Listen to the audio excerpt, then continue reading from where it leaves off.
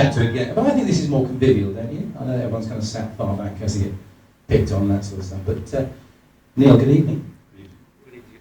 Now, you kind of took the British public by storm when you appeared on Britain's Got Talent. But you've got a bit of a backstory, haven't you? And whether you do the dancing to kind of create an interest around your views, I'm not sure. But your views are of a fairly strong theological background, are they not? Yes, Nick, and your guests and friends here. I do use my dance to draw the attention of mankind to what I think is the greatest book in the world with the absolute truth, and that is the Bible. I think it was Peter Andre's autobiography for a moment then, but I know I'm with you there. Okay, so there are obviously parables in the Bible that mean a lot to you, and you want to sort of get that across, and you do that by the means of dance or by some other means? Yes, I mean, I wear this symbol, which is the Star of David. Can you see this symbol? Do you want to stand up there for a second? The Star of David. This is the flag of Eretz Israel, or Israel as it is known, but Eretz Israel in Hebrew. And I believe that it's the greatest state in the world, and is preparing for the coming of a great king, Jesus, to reign in Jerusalem over mankind. So therefore, by wearing this symbol, I do like to present that message. Although indeed I have given time for a lot that Israel knows, and some of their cruelty which no one could excuse, but nevertheless it's leading to something very big. Okay, that sounds interesting. And let me just try and square this, because I understood that your message was, the thing that you were trying to get across, and the reason that you do certain things that you've done, which we'll talk about in a second, you do you believe the world's going to end shortly, or? Yes, I think. Not before midnight, hopefully? Well, no dramatic predictions. I'm not going to follow in the thousands who previously predicted actual dates, but no. I think we have to watch the land of Israel and the great crisis that will develop there, because that's foretold by the prophets, and that will lead to the coming of the greatest Jew, because Jesus himself was a Jew, of course. So, yes, I think we certainly are in the last days, but the actual... Let's talk statistics here. I mean, when you say last days, are we talking sort of next Friday, or... Because it is, we did kick off on Saturday week, and I was just wondering if we get... Well, I think the World Cup was reasonably safe this year, but... When Nostradamus didn't predict the Rio thing, did he? Did I not read that right? Well, I don't think really Nostradamus was a true prophet. I think the only true prophets... He was a not-for-profit? No, I think the only true prophets are in the Bible. Okay. But I still think that, judging by all the signs that we're in the last generation, but whether I have passed from the scene or not by then, I don't know. It's difficult to say, but I think things are... Well, I for one hope that you're going to be with us for a very long time, and I hope this end of the world thing actually, with respect to you, actually doesn't come true.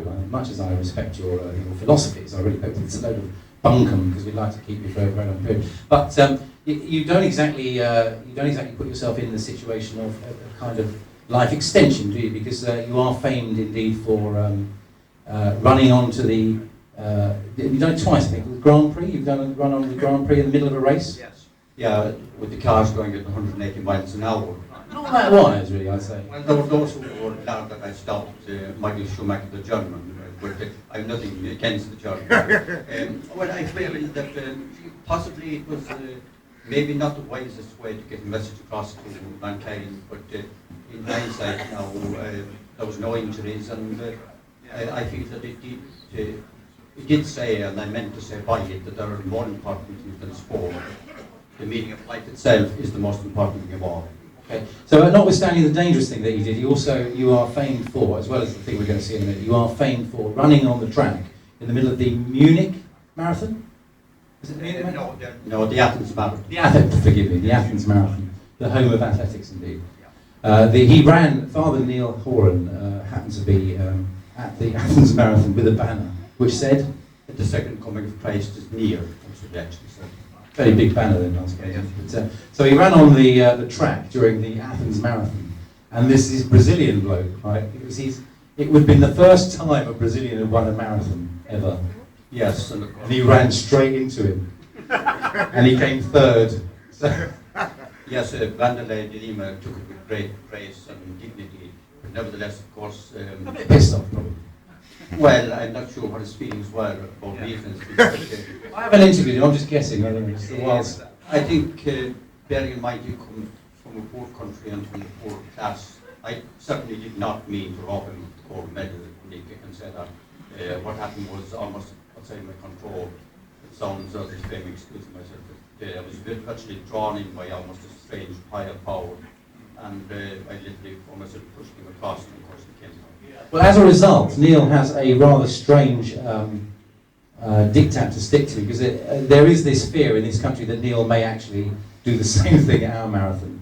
So tell us what happens every marathon day in the UK, Neil. Well, 4 bodily police officers, usually 4, sometimes 3. It's down to 2 now, but it was 4 when you come to my home in Dunham, and they stay with me all the time until the marathon's over. That's a pretty cool way of getting the police around, isn't it? Really? You can never get a cop around, but I've got to know them well now, and they all watch the marathon with me. So Neil Horan, your mates are a bit chatty, aren't they? Neil Horan is, as far as I know, the only man to have a marathon ASBO. How cool is that? Yeah. I think a big round of applause for Mr. Neil Horan. Father Neil Horan. Now, you're not actually Father Neil Horan anymore, are you? You were, can you just stand up a sec? I think you could call that defrocked. That's just a little bit too short. Is it me? I don't know. Actually, his legs are Harry. It's actually modelled on King David. That's why I wear it short. King David wore short trousers. Yeah. But as far as being seriously defrocked goes, yes, they took away the priest from me. They could never actually take it away, because once a priest, always a priest. But they took away my license to practice 5 years ago. In fact, the present Pope, Joseph Ratzinger, everything was then. But they actually did not go through the proper procedure, so therefore I refused to accept it. So you are technically still a priest. And have you ever seen a priest dance? Have you ever seen a priest dance? Would you like to see a priest dance? Yeah! I think we'd like to see a priest dance. Father Neil Horan, let's get him on that stage.